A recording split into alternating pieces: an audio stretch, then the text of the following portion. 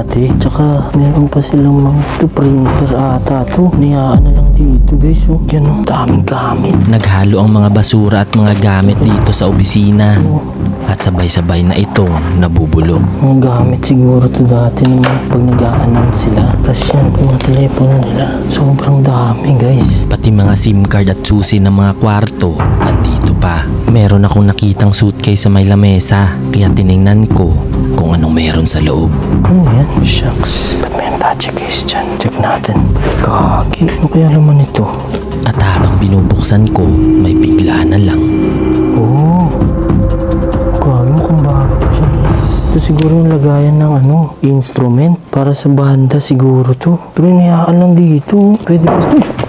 Meron akong narinig na tunog sa isang kwarto nila dito, kaya pinuntahan ko para tingnan anong meron sa loob.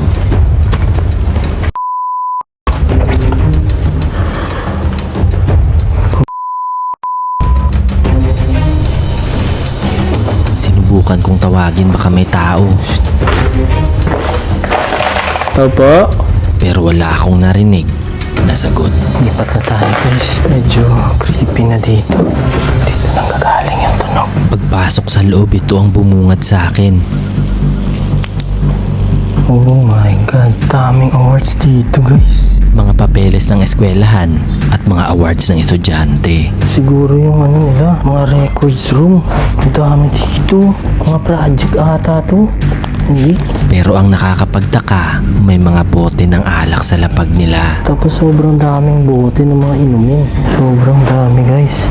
Yan o, kalat yung mga inumin. So check natin yung kabilang building. Tingnan natin kung ano pa yung makikita natin doon. Pero dito, yung dingding nito tsaka yung kisame, medyo okay pa. Yan o, wala pa siyang sira. Palabas na sana ako nang may bigla akong mapansin dito.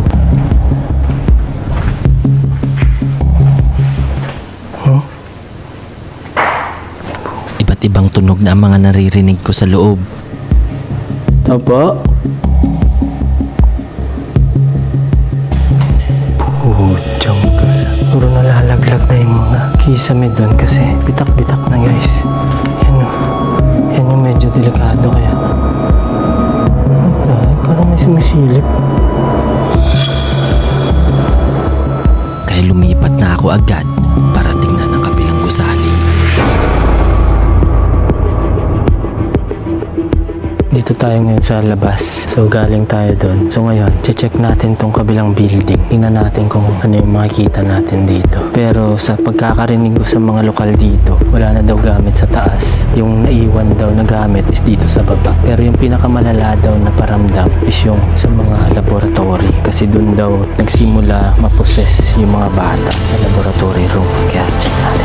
Dito banda mas nakakakilabo talaga. So dito, check natin kung may mararamdaman tayong kakaiba. Let's try natin sa EMF kung meron dito. So ngayon, check muna natin dito. Dito sa hallway may natagpuan akong mga antik na cabinet nila. Medyo kakaiba dahil ang salamin nito nasa taas na banda. Ay, may salamin. Ayoko tumingin. Baka maano ako dyan eh. Isa pa sa nagpapalala nito guys. Medyo nag-iba yung feeling ko kasi umulan. So, pag umuulan kasi, sabi nila, mas lalong tumataas yung frequency ng mga entity. Kaya sana walang mangyaring kakaiba sa atin dito kasi delikado. Mag-isa lang tayo nag-e-explore. Check natin dito. Dito meron pang higaan, no? Ba't meron to dito? Sira-sira na siya. Antik siguro dito guys. Sa tabi nito matatagpuan ang library nila, kaya chinek ko agad anong meron sa loob. Check natin kung meron pang mga libro dito.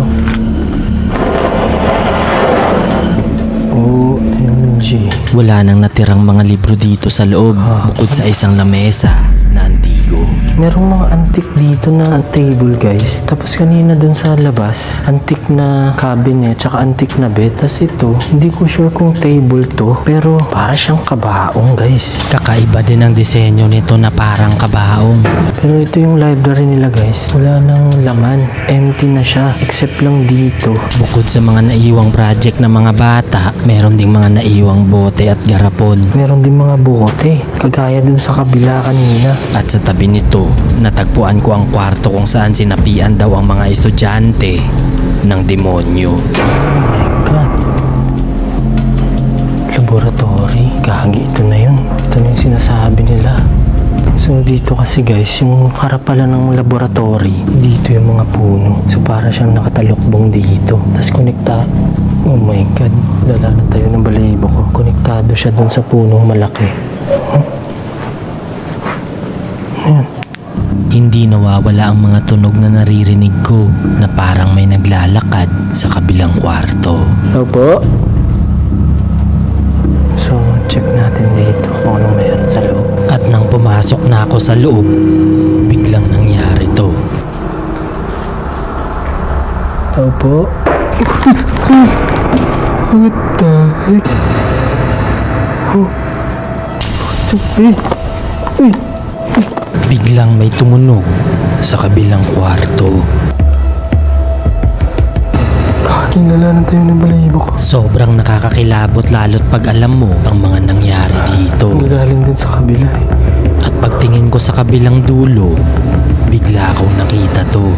OMG. Shucks. Dito pa yung mga sapatos nila guys. So naiwan dito. Medyo delikado to kasi merong mga salamin. I-check ko na sana ang mga gamit na may bigla akong mapansin dito. So siguro nung nangyari dito yung hindi kaya-ayang Ito po. Nanginginig yung kamay ko. Dito ko kinabahan dahil tugma ito sa mga sinasabi ng taga dito. Parang may naglalakad. Kagi ba yung vibe dito guys kasi nasa loob ako pero malamig. Baka crystal to. Ay ito, baka dito yung aircon. Pero hindi eh. Malamig siya eh. May naglalakad sa labas. Sinubukan ko ulit tawagin baka may tao. Tao po. Pero wala pa rin akong narinig na sagot. Oh my god. So yun guys. So dito pa yung mga sapatos. So hinayaan lang dito guys. OMG. Tapos meron pang picture dun no. Dun pa yung picture. Ito siguro yung mga na sinasabi nilang nasapian. Kasi naiwan pa di. What the heck? Kaya nag-decide ako mag-EMF kung may masasagap ako ditong ibang frequency. So check natin dito guys. Kung meron tayong masasagap na frequency. Oh my god. Pagbukas ko pa lang ito agad ang nangyari. Oh. Dito.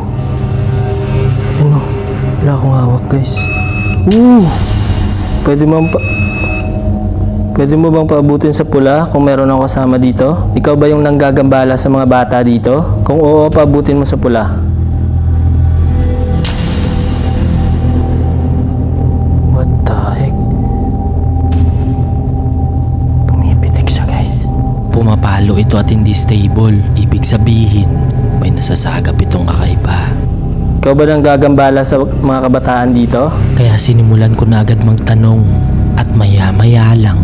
Kung meron akong espiritong kasama dito, pwede mo bang patunugin tong EMF? Ooh! What the heck? Pumalo ito sa pula at dito na ako kinilabutan dahil bigla na lang. Ito nga talaga guys. So try na.